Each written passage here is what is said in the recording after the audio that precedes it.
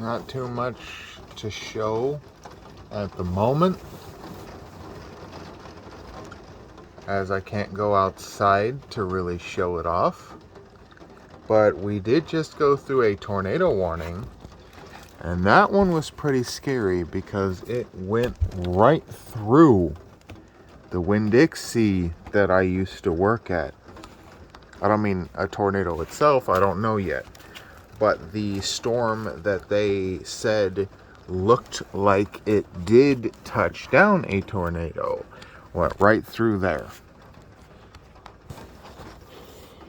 And it was only 6 or so miles away from us, heading towards our direction,